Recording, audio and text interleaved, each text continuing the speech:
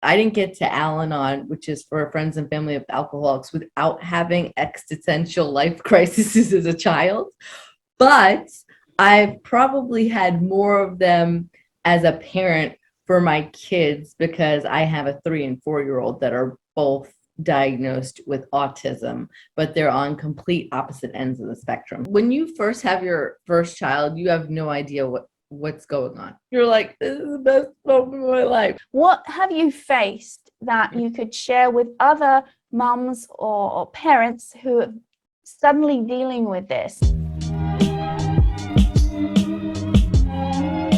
Welcome to another episode of Cosmic Chats. We have DelGrazi, also known as Mama Moody on TikTok. She's been a stand-up comedian for 22 years, been on tours internationally for the troops, been on True TV. But today we're getting a little bit more serious. She has 2 young children, 5 and under, both been diagnosed on the autism spectrum. However, each of them are on completely different ends, and she's going to share her truth about how she's coped with it without funding from private resources in a busy city. All right, well, let's get to the first question.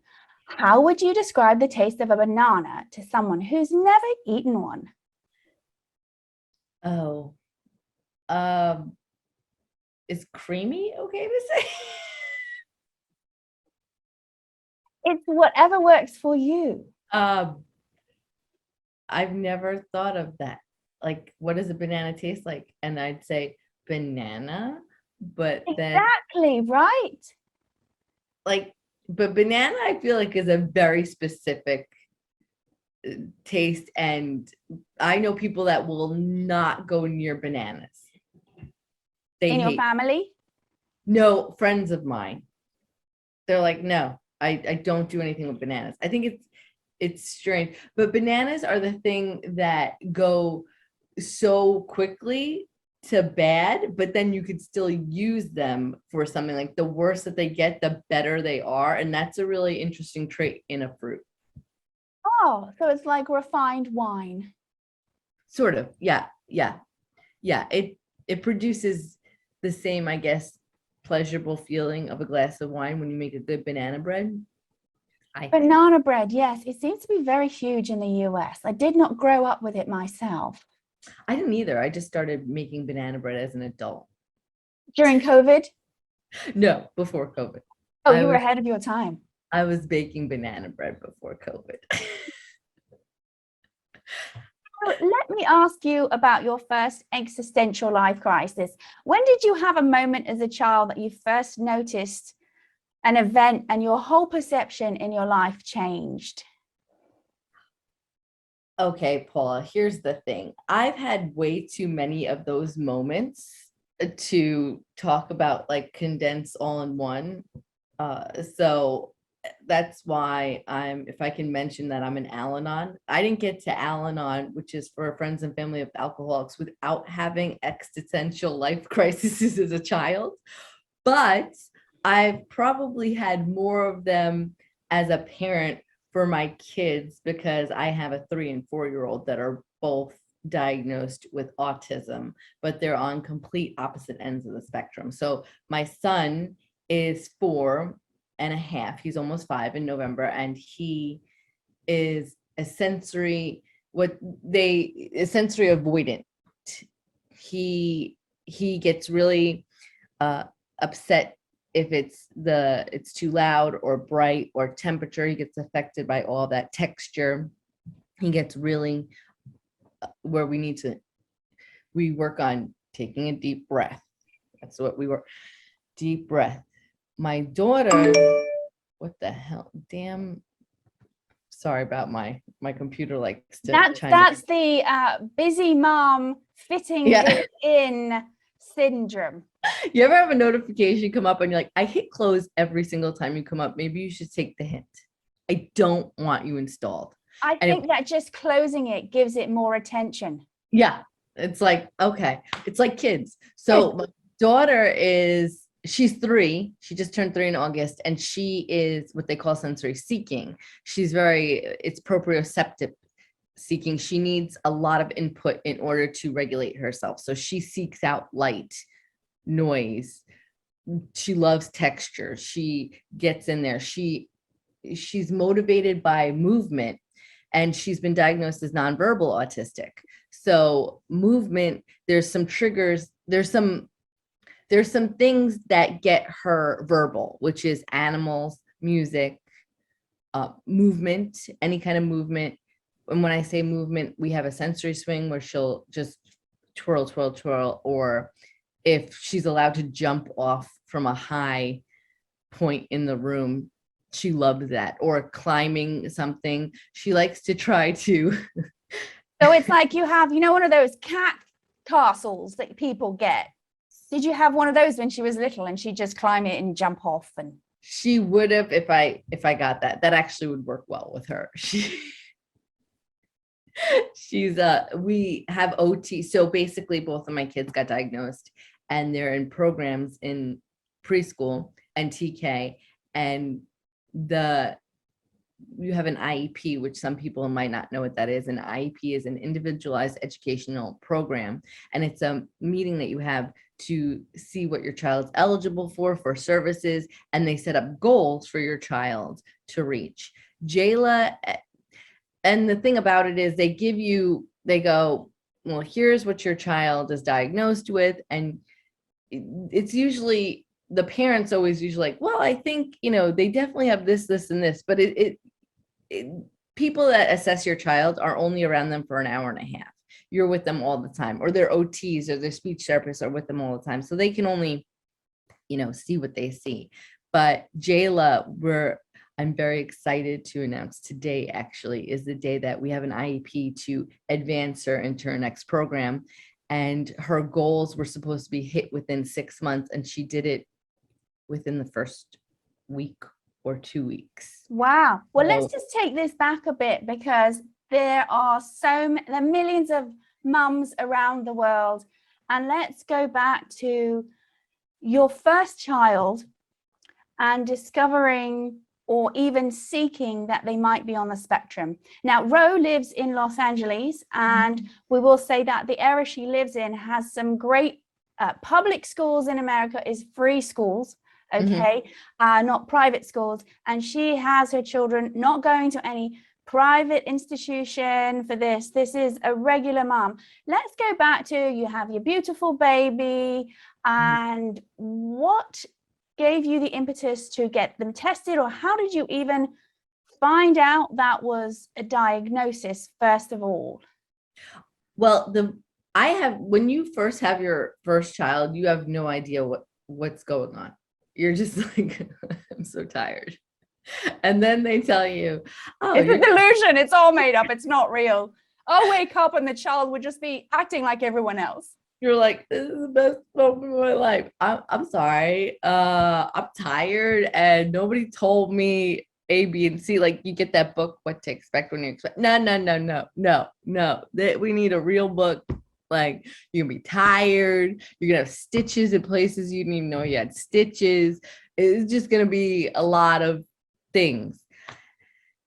That being said, they tell you milestones your child's supposed to hit. So this was you got this from this book, or the doctors? No, the doctors. Basically, right. They say your child should have such and such words, or be sitting up by a certain age, or be walking by a certain age, or this many words by the time they're 2. So his pediatrician was saying to me, well, he doesn't have a lot of words. I think we should get him assessed for speech therapy. I said, okay, fine. So we got him assessed for speech therapy, and Kaiser was like, he needs speech therapy and it's this amount of money a week. And I was like, okay, well, maybe he should watch some more Sesame Street, because I don't have watch my lips, read my lips, put some videos on YouTube. Let's get A, B.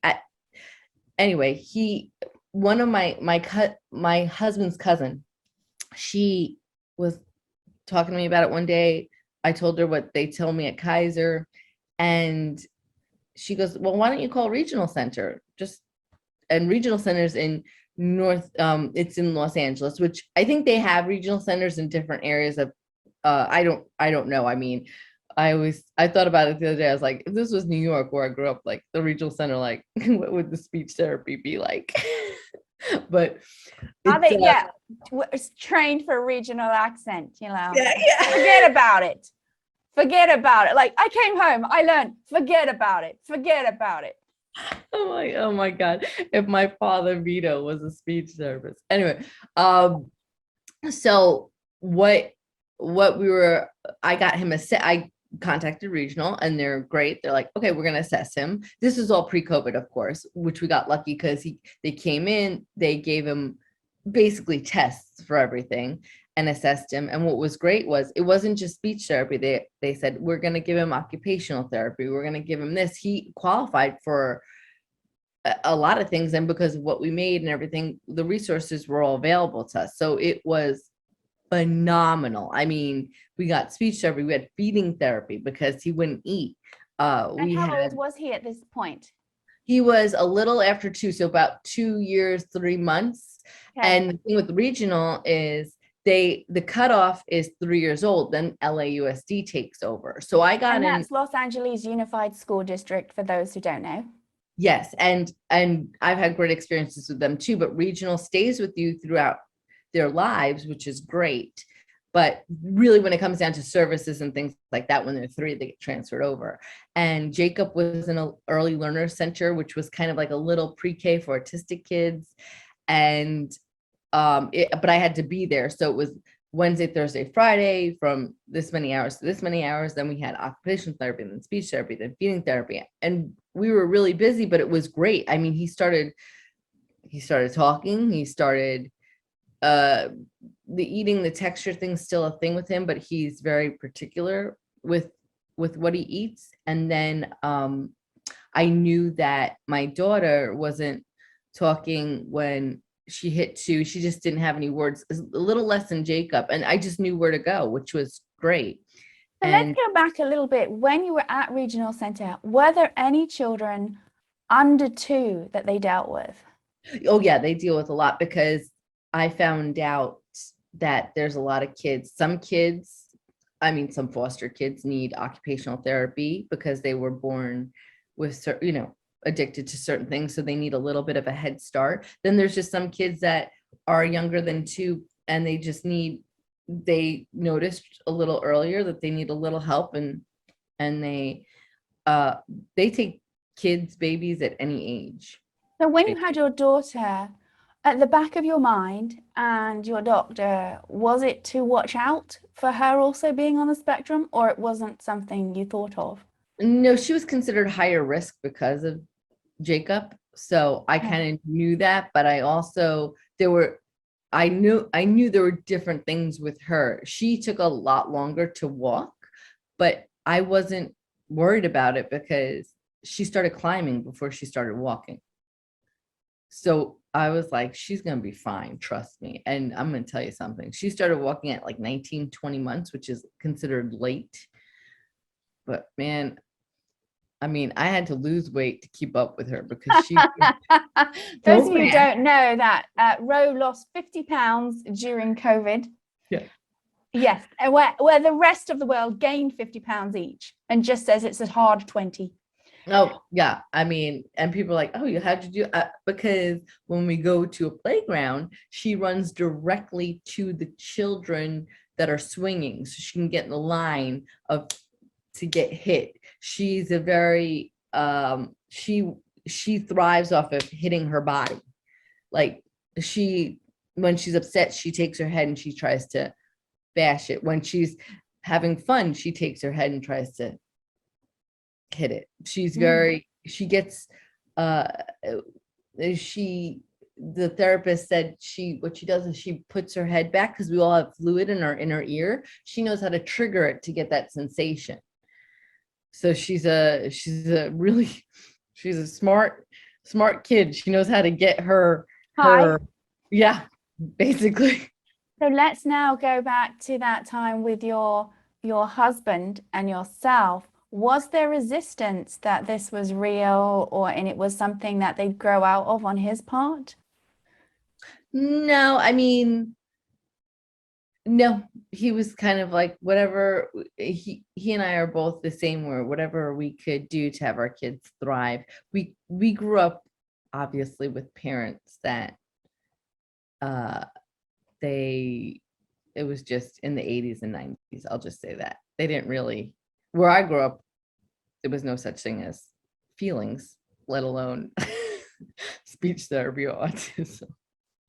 Right, right. And would you say now for parents that are expecting that it's not ridiculous to investigate what you're not expecting?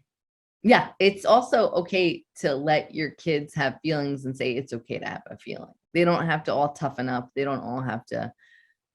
Yeah, I grew up with the, buck up, toughen up, man up, that whole thing. And well, I will say that I'm a Gen Xer, so I started working as soon as I could figure out how to say, can you pay me for this? I mean, I would do art crafts together and I'd walk door to door and you want to buy something? Like, now, mind you, kids today, I would never suggest sending your child door to door to sell things. I mean, we sold Girl Scout cookies that way. Go sell the Girl Scout cookies. Go sell Avon. Go sell, Yeah, there okay. was no tables put up with a parent supervised. Oh, no, parents, like, you got your form, go knock on the neighbor's door. But that should not happen today. I don't trust any neighborhood. In a major city as well.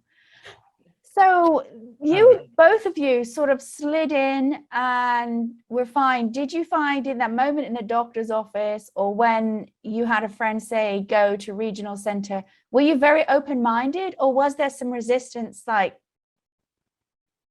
no, I was totally open-minded, because if I can, what you get a lot of from people is, let them find the words when they find the words. Let them be a kid. Let them, first of all, what about learning how to say some words is not being a kid? I don't know why anybody's like, let them just be a kid. Well, how about let them not be frustrated because they don't know how to tell you something because they don't have the words. So I don't understand why people always go, just let them figure it out. Well, why not give them, hey, here's some resources, and they get a head start, or they get help to get a head start. Why not help them?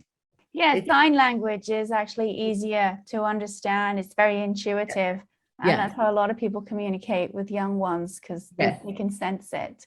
Jayla signs about I think 5-6 words, I think she's got.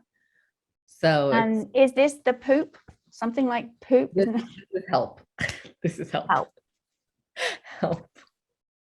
This is more. That should just in general be the dating call. We just to every server. Eat, yeah. Bird. So have you learned some ASL? American Sign Language, for those who don't know.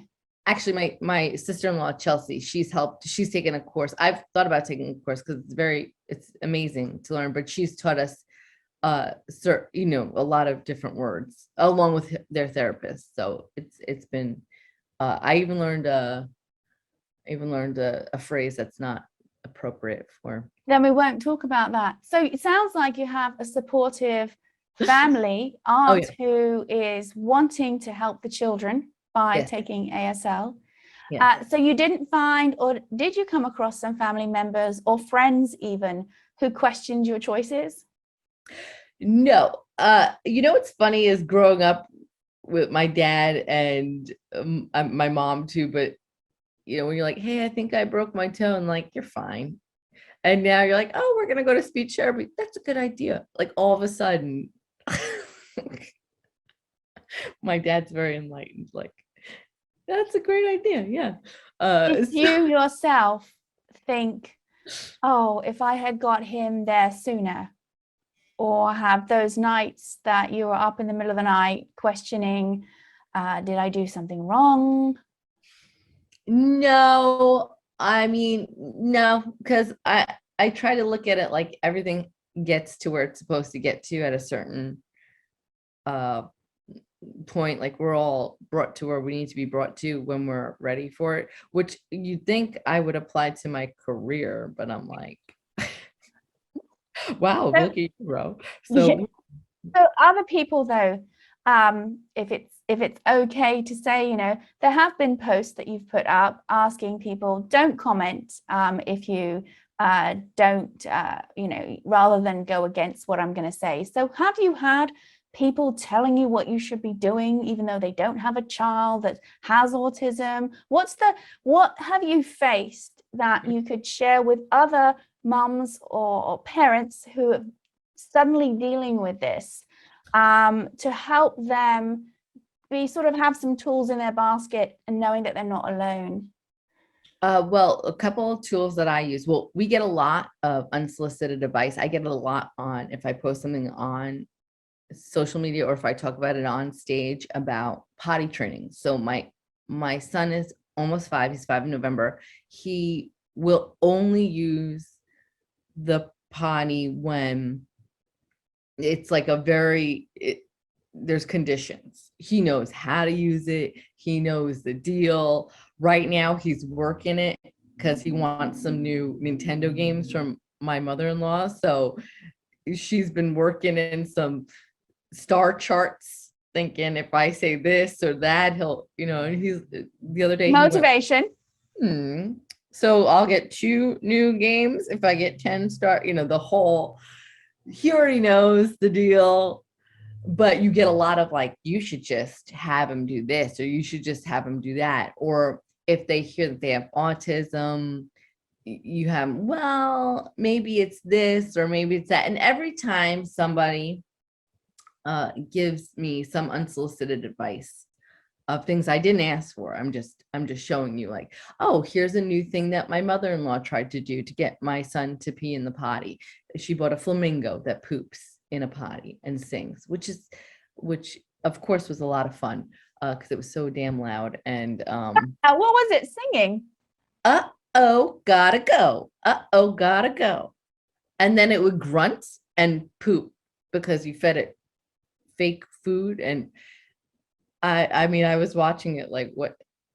And by the way, that didn't work. He didn't all of a sudden go, oh, the flamingo is pooping. I'm gonna, he's like, no, thanks. I'm gonna go grab my phone and stand in the corner, and I need my privacy.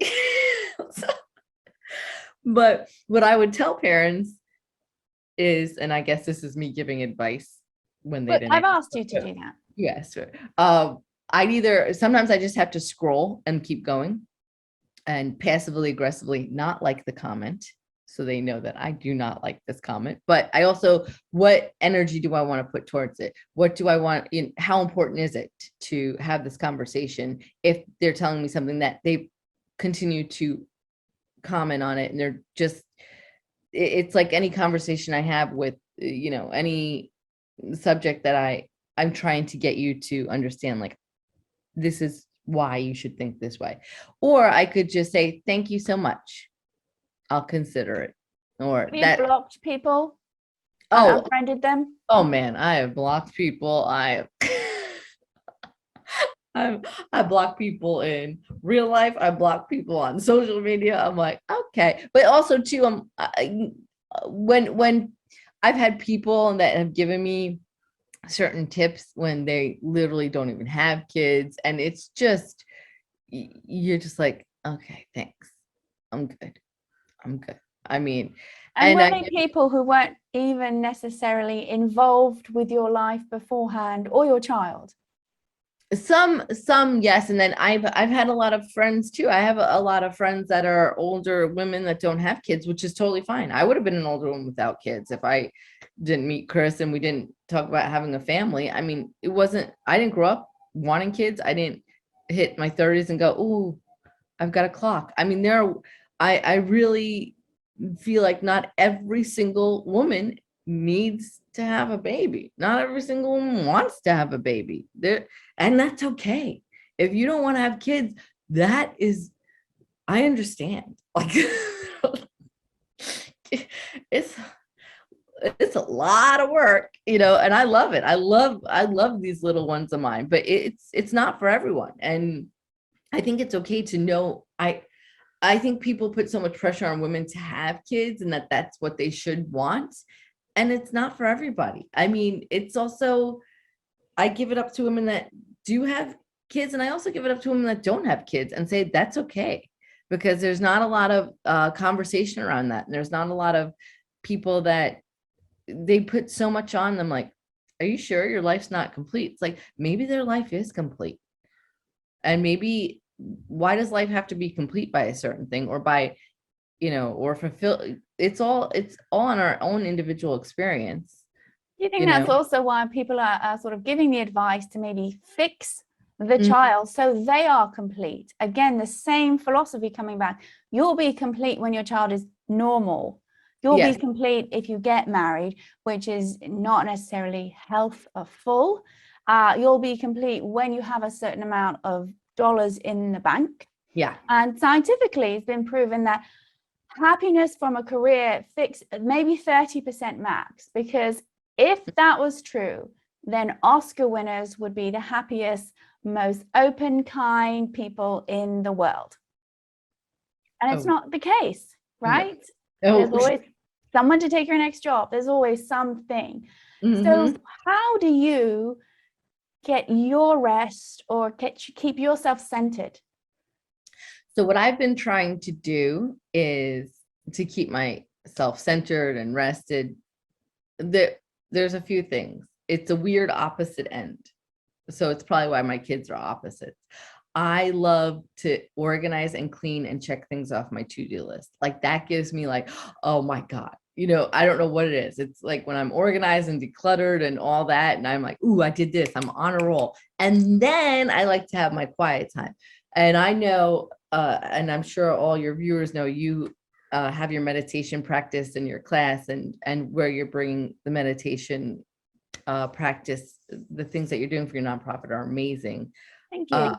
I used to meditate a lot when I was kidless and, living by myself, and I'd lock the cats when I had them in the bathroom, like sit on the couch, like set the time, like I'm meditating, I'm trying to meditate. And being an Al-Anon has helped with my constant blah, blah, blah. Right. Yeah. And that's true, because that's again, we're talking about debunking the idea of you're not complete until, right? And that's the biggest element with meditation that I spend when we teach people, that these images will stop you from being able to meditate. And the word meditation, it comes from the Latin word that the monks wrote, and their job was to concentrate on the Bible.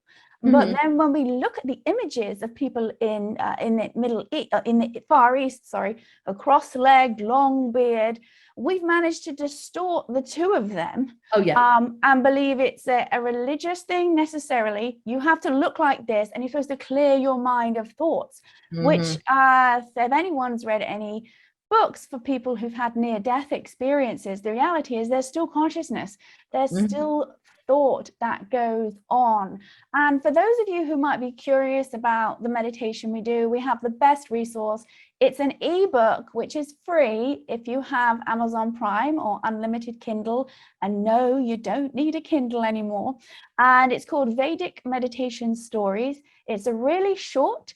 It has true stories from people who learnt this meditation, who would normally never think of meditating, and none of it is edited. That means their true voice comes through in the ebook. And if you do have that free access, we ask kindly if you could just go through and open as much as you can on the first opening, because all the money goes to the nonprofit. And while you're at it, you can also help us out by, if you would like to subscribe, because then it counts for watch hours and we can help carry this message to more people. And just look in the description, you'll find out more about what the nonprofit is doing. But yes, this is this selfish, and it is selfish idea of meditation. I'm meditating. I'm having my quiet time. And what this is trying to meditate isn't meditating. It's almost like I'm trying to tidy my room. In my head, I'm thinking it being tidy, but then I'm not really. I'm actually creating a mess and doing something completely different, right? So you have these two children, completely opposite ends. What do you get to do to help the household sort of reset as a unit? I have to send them to school or bed. It's the only way I can get something done. No, they work, I think for what I've noticed with kids, they don't need a lot. They just need safety and security. They need to know they're loved, and a hug. And my son's still in the stage where he needs a little kiss on his boo-boo, or he says, "Mommy, I love you," so there's really, and I'm gonna enjoy that for as long, because I know I'm gonna blink and he's gonna be like, "Drop me off at the corner." Like my baby, so my daughter still, when she wakes up, she comes in and just runs and hugs me, and we just lay in the bed and we hug for like 5 minutes. And sometimes my son just needs a big old hug himself, so what I do for, as far as making the house any kind of decent working order. I mean, right before we started this, you heard me vacuuming. I'm like, I'm going to do the dishes. I'm going to go Rouse when they're not there, so I don't spend $300 for all the snacks that they want that they won't eat. So, I reset our house when they leave. But also, I will say, I try to get in what I've tried to do. And when you say we're trying to meditate and things like that, I will. And I'm also in another program called Debtors Anonymous, and we have PRGs, which is a pressure relief group. And we have actions that we do. And they say, if you could do 2 minutes of meditating, and however that looks for you, that means you go on a walk and you focus on the walk. If that means you sit on your bed, whatever. I think it's like anything, success, health, all of that. It has to look like a certain thing, and it really doesn't. It's what works. I've heard this phrase a lot. What works best for you and your family? What does that look like? And I think we get so wrapped up in, well, it's got to look like this, or especially if you're in the entertainment business. Well, if I'm not this successful, if I don't have a house, or if I don't look like this, then it's a failure. And it's really not. It's not. It's kind of, you have to look at what your life is and make them. Today, for example, is 22 years I've been doing stand-up comedy. And that's incredible to me that I found something I loved so much, and then I kept going with it. And it's gotten better and better each year. But then there's some people that might say, well, are you doing this? Or have you? I mean, my mom used to call me up and go, you should just call up and get a sitcom. I'm like, it doesn't work like that. So the pressure that you put on yourself, one puts on oneself, that's the awakening really of where you were sold the lie and we bought the lie. Yes. Sure, being part of society and having goals to contribute back to society, but taking away that feeling, that pit of the stomach, I'm not enough, I'm not what I'm supposed to be.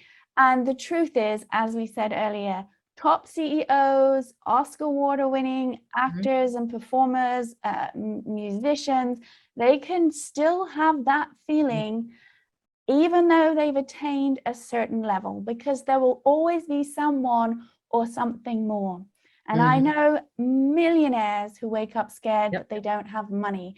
And this fear consciousness has us coming from fight or flight and making decisions that are small-minded, not global-minded. And that's part of what we want to change with Aware Meditation. So we want to thank you, Ro, for joining us today and sharing your brutal honesty about being a mom with 2 children on the spectrum. And hopefully you all will join us for the next Cosmic Chats. Please share, like, and subscribe, and we will talk and see you all